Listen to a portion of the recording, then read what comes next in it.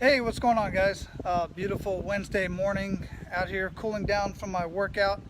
And I was hanging out over here at the pool the other day, and I was listening to some parents, as I often do, and I take my boy to school every morning, and I listen to how the parents talk to their kids. And so many of these parents are just feeding their kids so much bullshit, but it's not their fault. It's the way they were brought up. It's the same. They're repeating the same shit they were told. What's going on, Isaac? How you doing, brother? Missed you on the call yesterday. I'll connect with you later. But these parents are always telling their kids shit like, "Hey, life is always going to be hard. Life doesn't get easier. Just deal with it. Stuff like this." And there's many other things, but that's what I want to focus on today. Life is always going to be harder. It's always going to be hard. Dan, what's going on, brother? How you doing, man? Good to see you. And I just disagree with that mentality, man. First off, you're imposing your views onto your child because that's been your experience and that's been what you've been told. And life is hard for you because you make it hard. There's so many people that I talk to and so many guys that I talk to, and I've got relatives that their life is freaking hard. But you know what they do? They spend more time trying to get over on the system. And I'm not a big fan of just abiding by, rules. I abide by laws, but I don't abide by all rules, like the rules and, that everybody has to go to school, get a good job, all these type of rules that we have, and certain rules around the community and stuff. I just think it's a bunch of crap. I can go on and on about that one too. But life is what you make it, Isaac, absolutely. And you're definitely one that's making your life what you want it to be. But so many people out there, Isaac, and I know you talk to them too, they just don't get it. They think life is always going to be hard. They're the type of people that just consistently say that to themselves. And they get it in their head, and they truly believe that because that's what their parents told them, and their parents before them told them, and everything else. And then when you take a look at somebody, who's doing well in life, like you look at Isaac, and you look at many other people that are doing well in life, and just, it looks like they got all their stuff together. Number one, realize they don't have all their stuff together. Everybody's got issues. But what you got to pay attention to is what they say, the words that come out of their mouths, and the actions that they take. Not just words, but their behaviors. Look at what people do on a daily basis. If you could sit down in one of those people's houses, like choose one of your friends that you think has it all together and they seem to have everything going well in their life, and maybe they do.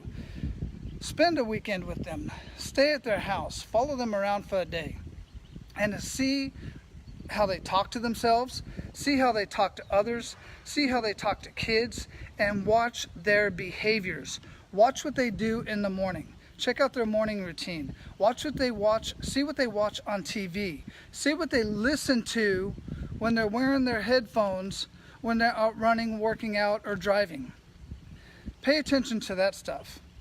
Because I will guarantee you that they are paying attention to other people who they want to emulate. They are in audiobooks. They are learning constantly. They're not watching the Kardashians. If they are, they're just doing it just to get a good laugh. They're not watching a bunch of crap on TV. They may be watching, football and baseball or whatever the season is for the time being. But I'll guarantee you, people that are doing very well in life don't spend all day, every day, in front of the TV watching their favorite show or sports team. I guarantee it.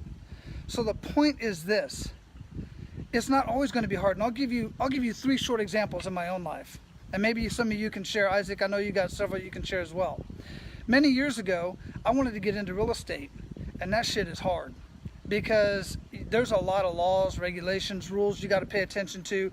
You got to find clients, you got to find homes, you got to do all this kind of stuff. And I finally stumbled upon a guy who was doing lease options, and he had a course, and he would mentor. He's called the Mentor, and he mentored me for a year. It cost me $5,000 to hire him, and that guy was on retainer. I mean, literally, when I was at a deal, I could call him up and say, "Hey, Claude, this is the numbers, this is the situation, it's all right, here's what you do. You go back in there and say this, you use this contract, so on and so forth." It was hard for me to get started in an industry, and it was hard for me to get started even with Claude's guidance. but I did it. And after that first one, I did another one immediately. It took me 3 months to do the first deal, but after I did that first one, I did another one, then I did another one.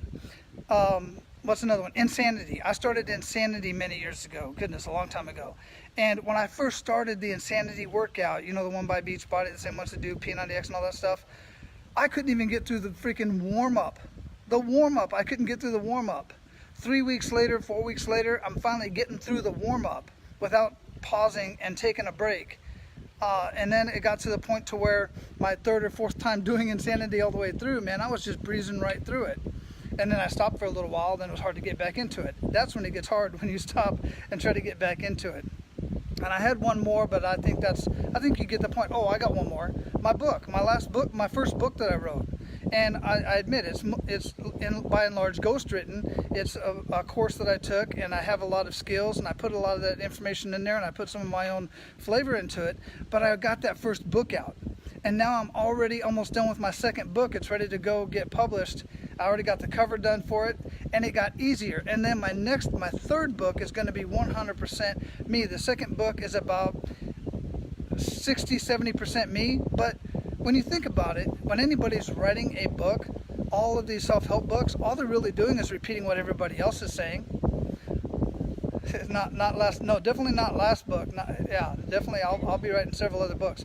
But all of these books, all these self-help books, all they're doing is repeating what everybody else has already said. And much of it, quite frankly, is coming out of the Bible. A lot of the self-help books, if you really look at them, they're just the stories written in a different way and put into their own perspective and told in their perspective. So nobody's really creating anything new. They're all just repeating it in their own way. So that's what my second book is about. It's about business and a lot more mindset. I'm putting a lot more mindset, which is a video I'm going to be doing over at Abundance and Prosperity.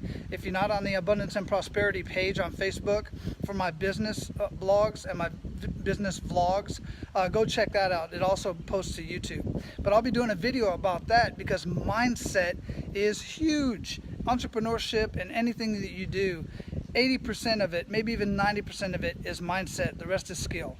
So I'm going to get into that later. But then my third book is going to be written. It's 100% me. It's all about living a life of abundance from my perspective and that of many of my guests. Over 200 interviews I've had on the Men of Abundance podcast. So, all right, man.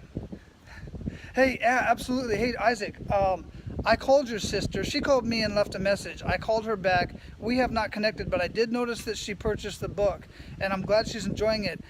That book is basically my presentation that I give to business owners and how I can help them. And then we talk a little bit more about how I can help them specifically in their business should we choose to work together. So have your sister give me a call again, and I'm also going to call her as well. I already got her on my calendar for this week to give her a call. Anyhow, guys, I appreciate you hanging around, listening to my rants. I hope this has meant a little bit to you. If you can, if it has, invite people to this group, to the Men of Abundance, men only, the Men of Abundance community.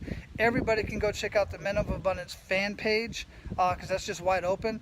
And if you're not already subscribed and listening to the Men of Abundance podcast, check it out. I got a bonus episode coming up with Scott Morris that I had a conversation with, and me, Scott Morris, Isaac Day, Kathy, and many other folks are going to be doing some amazing stuff with handupnow.org. Check out handupnow.org. I'll put that down in the Isaac already mentioned it in the group one time already. So just some amazing stuff we got going on.